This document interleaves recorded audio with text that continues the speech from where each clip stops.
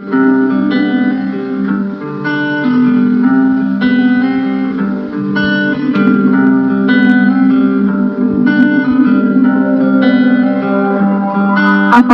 kamu pernah merasa bingung bagaimana mengatur uang? Atau mungkin bertanya-tanya, kenapa pendidikan finansial belum diajarkan sejak kita masih kecil? Nah, di video kali ini, kita akan membahas 5 alasan penting kenapa pendidikan finansial wajib diajarkan sejak dini. Percaya deh, ini akan mengubah cara kamu memandang uang.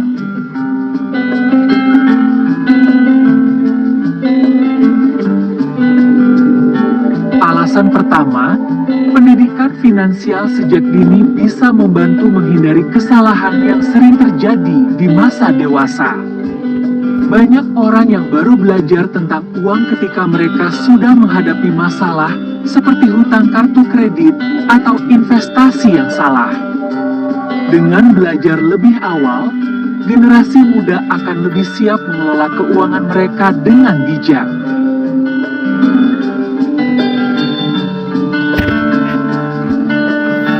Mereka bisa belajar bagaimana menabung, memahami bunga, dan bagaimana menghindari jeratan hutang berlebihan.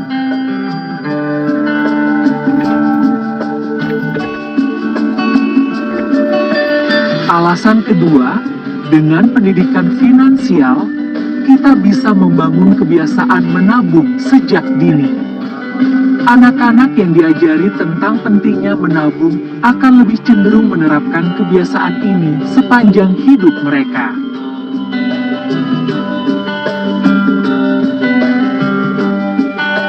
Dan seperti kata pepatah, sedikit demi sedikit, lama-lama menjadi bukit, kebiasaan menabung ini akan membuat perbedaan besar di masa depan. Bisa untuk pendidikan, modal usaha, bahkan pensiun.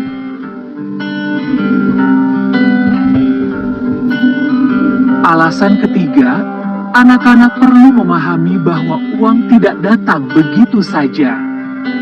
Dengan belajar dari kecil, mereka akan lebih menghargai nilai dari setiap rupiah yang mereka dapatkan. Ini mengajarkan pengorbanan dan usaha untuk mendapatkan sesuatu.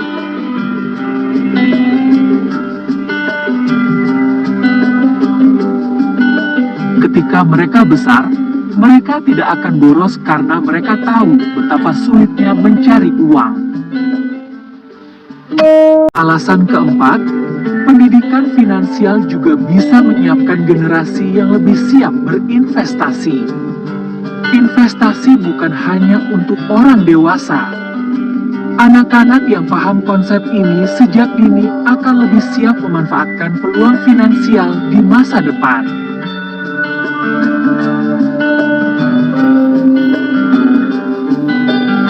Mereka bisa belajar risiko dan keuntungan investasi, dan ini bisa membantu mereka mencapai kebebasan finansial lebih cepat.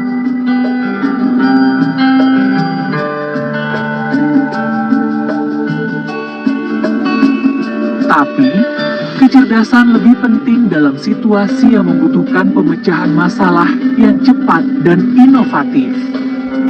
Misalnya, jika kamu seorang pengusaha atau peneliti, kamu harus sering menghadapi masalah baru dan mencari solusi dengan cara yang belum pernah dicoba sebelumnya. Menamatkan sebuah buku tersebut. Bukan cuma lu beli buku, bukan cuma lu baca beberapa puluh halaman di buku tersebut, dan bukan cuma instastory doang, buku di kafe gitu ya. Tapi benar-benar lu tuntas baca buku dari awal sampai akhir. Kalau jawabannya adalah bertahun-tahun lalu, dan lu gak pernah baca buku lagi sekarang-sekarang, jangan khawatir karena ini normal. Karena banyak banget orang di tahun 2025 itu memang udah gak baca buku lagi. Pertanyaannya adalah kenapa? Apakah karena kita jadi lebih bodoh sebagai manusia? Attention span kita makin rendah gara-gara kebanyakan nonton TikTok, podcast, video YouTube kayak gini? Atau apakah karena buku tuh jadi pilihan yang udah gak praktikal, udah jadi lebih jelek buat belajar di zaman sekarang? Apakah sebenarnya ada cara lain yang lebih efektif dan efisien selain membaca buku? Di video kali ini gue bakal ngebedah tentang cara biar kita bisa belajar 100 kali lipat lebih cepat, lebih baik dari orang biasa. Dan bukan lewat buku. Welcome to Kelas Kehidupan by 1%. Jangan lupa tonton video ini sampai habis. Semoga lo bisa belajar lebih cepat dari orang biasa setelah nonton video ini.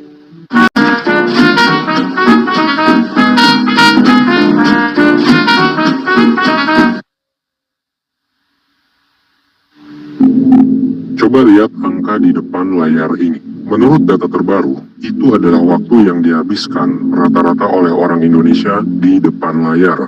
Every fucking day, setiap hari. Itu hampir sama dengan jatah tidur ideal kita. Bahkan kita mungkin tidur nggak sampai 8 jam ya. Nah, waktu sebanyak itu kita tukar untuk apa? Untuk nonton platform kayak TikTok, Reels, Short kebanyakan. Setiap video 15 detik, 1 menit itu kayak permen, kayak dopamin instan gitu buat otak lo. Itu tuh lucu, ngagetin, seru, bisa lu share ke teman-teman lu lagi dan lagi. Sayangnya di zaman sekarang, ini bikin otak kita tuh jadi knowledge junkie. Apapun informasinya ya, yang lu scroll, lu jadi pecandu informasi. Dan seringkali informasi ini tuh nggak kita keep di otak kita. Masuk kuping kiri, keluar kuping kanan. Akibatnya ya toleransi kita terhadap segala sesuatu yang butuh proses.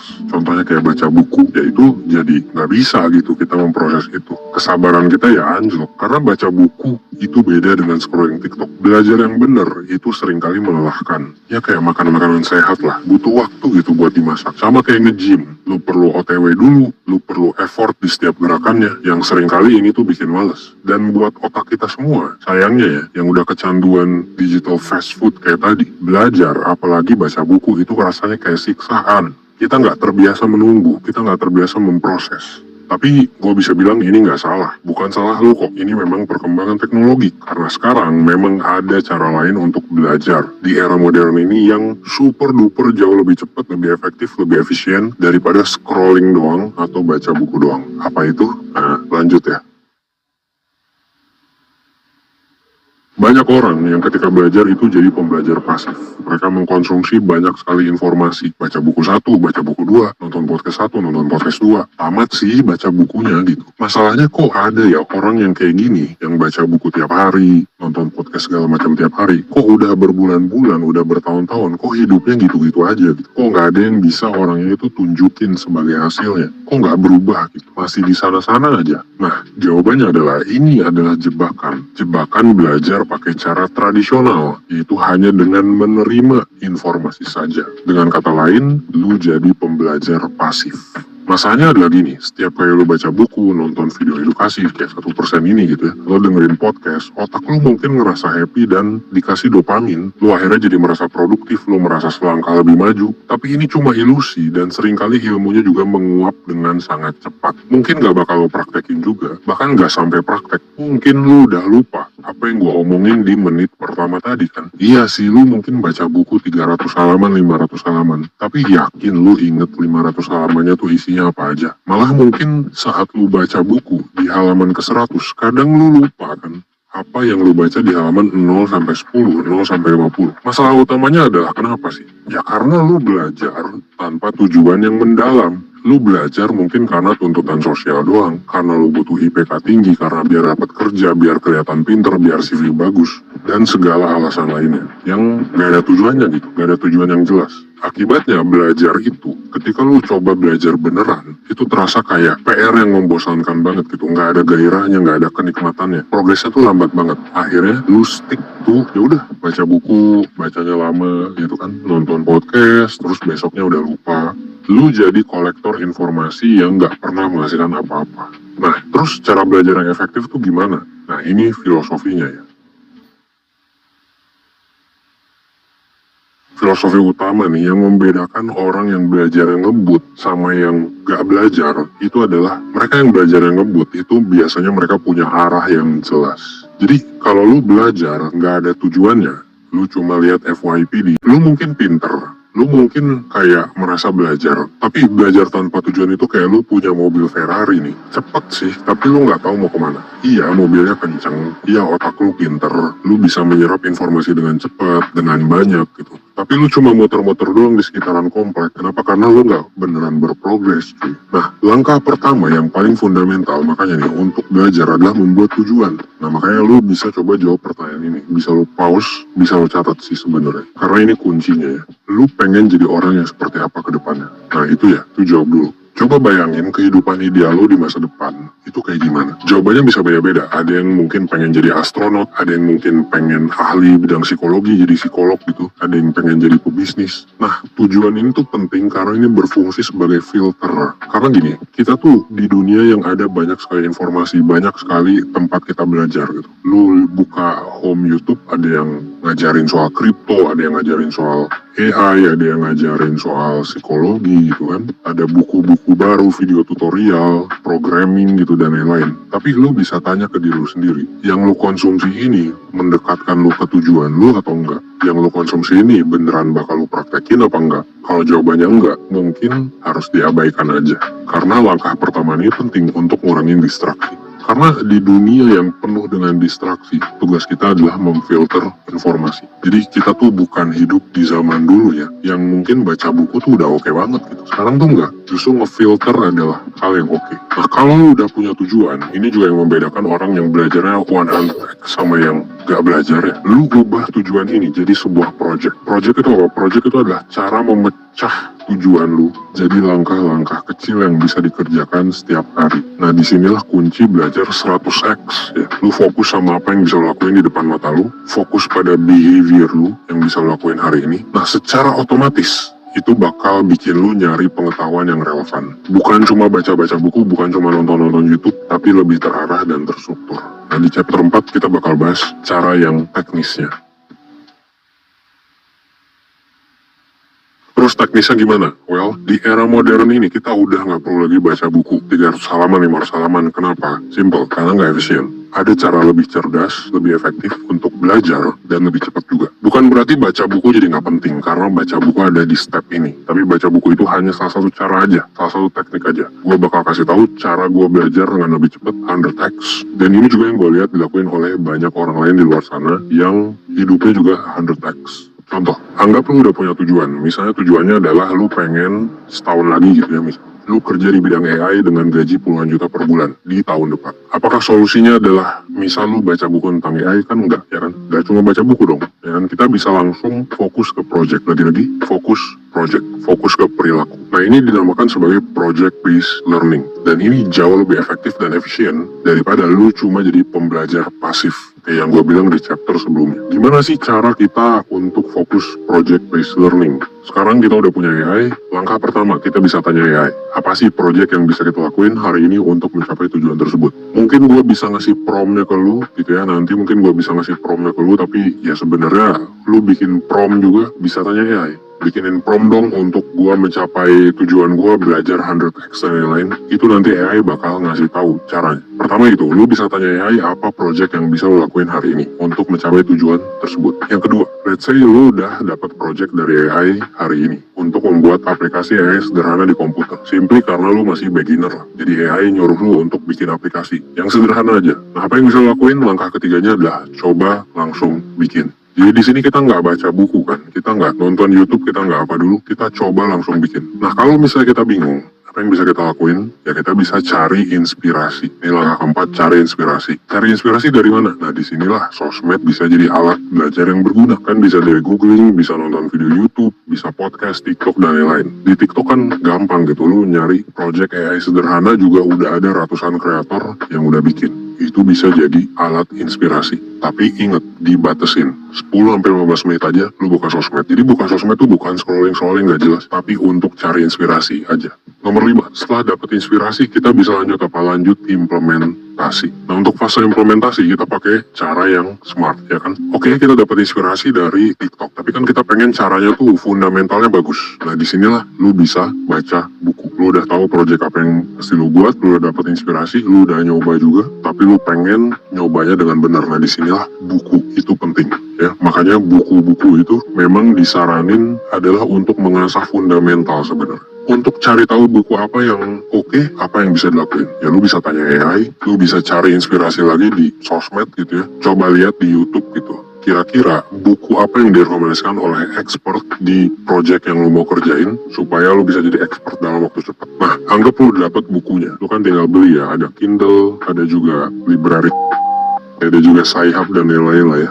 Yang mana lu bisa akses buku ini dari mana aja lah di zaman sekarang, ya kan? Mau legal, mau ilegal gitu. Yang jelas, ketika baca buku, itu ya lu pengen fokus ke fundamentalnya, biar lu ngerjain project itu dengan benar. Nah, ketika baca buku, jangan dibaca semua. Lu skimming aja, apalagi bukunya non-fiksi, jangan dibaca semua. Ambil prinsip-prinsip yang penting. Bahkan buku ini bisa lu masukin ke AI, lu summarize. Tapi gua nggak menyarankan itu, tetap lu baca. Tapi bacanya skimming. Jadi lu baca yang penting-penting sesuai dengan project lu sekarang. Dan jangan lupa batasin waktu untuk skimming sekitar 30 menit sampai dengan 1 jam. Karena di sini kita adalah project based learning. Kita mau 100x. Kita nggak mau lama gitu. Kalau udah skimming, langkah ke-7 adalah lu bisa catat pertanyaan-pertanyaan di kepala lu terhadap buku tersebut. Catatnya di mana? Banyak. Ada tools namanya Notebook LM. Itu oke banget buat gua. Notebook LM juga bisa lu kasih bukunya ya. Bisa lu kasih source di dalamnya. Jadi udah nggak ada alasan sih. Gitu ya, mau nyatet di mana nggak tahu bang. Udah ada nih Notebook LM. Lu bisa pakai itu. Lu bisa pakai Notepad biasa, lu bisa pakai Google Docs, lu bisa pakai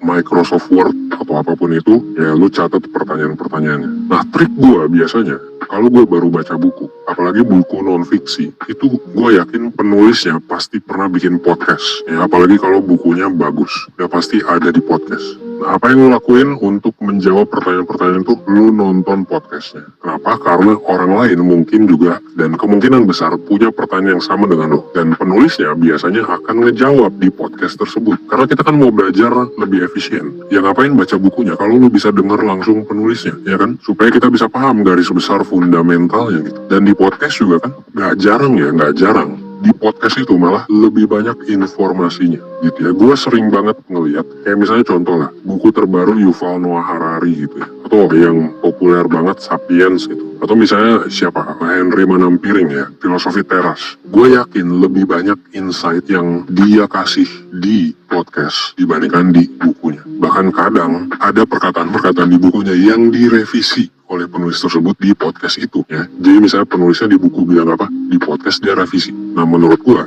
itu gold mine-nya, itu adalah kayak tambang emasnya tuh podcast tuh di sana sebenarnya. Jadi nonton podcast tuh gak buang-buang waktu guys. Kenapa? Karena kita udah punya tujuan. Dan jangan lupa ya, pakai batasan waktu untuk nonton podcastnya. Batasi lah jadi 30 menit sampai dengan 1 jam. Dan nonton podcast di YouTube juga speednya bisa di-up-kan, bisa jadi 1,5 kali atau 2 kali biar lebih efisien. Lu juga jadi lebih terlatih untuk dengerin ya. Buat lo yang nggak jago bahasa Inggris, lu bisa lebih ngelatih bahasa Inggris lu dengan bikin 2x cuy. Ya, lebih efisien, lebih efektif. Ini untuk belajar 100x. Kalau gak ada podcastnya gimana Van? Ya lu bisa taruh bukunya kayak Haya tadi, Notebook LM, Gemini, dan lain-lain, ChatGPT gitu. Langkah ke-9, setelah lu paham fundamentalnya, setelah pertanyaan lu terjawab, lu bisa lanjut lagi ke fase implementasi project. Jangan lupa untuk langsung dilakuin, karena definisi project adalah sesuatu yang bisa lu kerjain hari ini. Kalau mentok gimana? Ya lu bisa ulang dari step awal, dari cari inspirasi sampai ke step 9. Nah, kalau cara belajar lo kayak gini, siklusnya itu jadi jelas, jadi cepet banget. Lo coba bikin sesuatu, cari inspirasi, belajar fundamental, bikin pertanyaan, cari jawaban, terapin, ulang lagi dari awal.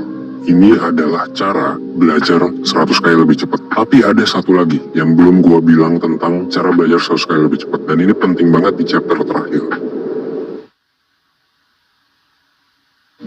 Langkah terakhir ini penting banget karena supaya ilmu bisa nempel di otak lu, itu bukan dengan hanya project based learning. Project based learning itu proven, tapi ada satu lagi, yaitu adalah dengan ngajarin ilmu lu ke orang lain. Dan ini terbukti secara saintifik ya. Ketika lu bisa ngajarin orang tentang ilmu yang lu kuasai, maka itu akan membantu lu lebih menguasai ilmu tersebut. Ini kayak quotes dari Richard Feynman lah. If you cannot explain it to a 6-year-old, you don't understand it yourself. Artinya adalah, lu baru bener-bener ngerti sesuatu kalau lu bisa ngejelasin ke orang secara sederhana. Jadi orang ngerti, lu jelasin secara sederhana. Caranya gimana? Ya banyak ya, simple sebenarnya. Pertama, join komunitas, terus share yang lo pelajari di komunitas tersebut. Kalau project lo adalah tentang AI, join komunitas AI. Yang kedua, lu bisa apa? Tulis di medsos. Sekalian apa? Sekalian bangun portofolio, kalian personal branding. Ceritain perjalanan proyek lu. Misal, lu pengen jadi investor yang oke. investor saham. Lu bisa share, ini hari kelima gue belajar investasi. Akhirnya gue paham bedanya saham blue chip segala macam. Ya kan, lu bisa tulis di media sosial sekalian bangun portofolio. Bisa LinkedIn, bisa Instagram, bisa apapun. Yang ketiga, lu bisa jelasin apa yang lu pelajari ke temen dekat lu atau ke mentor. Mentor tuh maksudnya gimana? Mentor tuh bisa orang random aja, orang jago random yang ada di internet. Misal lu proyeknya tentang AI, lu bisa tanya ke karyawan OpenAI gitu ya, misal, atau karyawan manapun itu yang juga tentang AI. Bisa di Indonesia juga banyak kan, ada Indonesia AI, ada The Futurist Gen Z. Lu bisa tanya, gue punya proyek ini, gimana feedback lu? Of course dengan opening yang lebih halus lah, bukan kayak tadi. Tapi ya lu bisa cari inspirasi kan, cara networking gimana gitu. Dengan cara yang tadi, persis, ya kan? Jadi menariknya juga, semakin lu berbagi informasi, yang mana ini bermanfaat buat orang di sosmed, semakin lu dipaksa menyusun ulang informasi di kepala lu. Jadi informasi di kepala lu tuh jadi lebih rapi. Nah disinilah proses belajar 100. Kalau lu belajar tiap hari kayak gini, terus lu tiap hari bener-bener mendedikasikan waktu lu, ya jangan heran kalau lu nanti bisa jadi orang yang 100 kali lebih baik daripada setahun sebelumnya atau beberapa tahun sebelumnya. Nonton video ini, of course kita nggak mau dong jadi orang yang stuck. Yang stuck itu nggak salah sebenarnya, kan tiap orang punya jalan hidup beda-beda. Tapi gue yakin lu yang nonton video ini, mungkin lu mau hidup lu tuh nggak stuck. Mungkin lu punya ambisi, mungkin lu punya masalah, mungkin lu punya tujuan yang lu pengen capai, masalah yang lu pengen selesain. Itu kan orang yang pengen lu banggakan, orang tua lu mungkin atau pasangan lu. Ya semoga video ini bisa ngebantu. Jadi kuncinya sebenarnya tadi. Dan please start dari satu project kecil hari ini. Semoga video ini bisa membantu.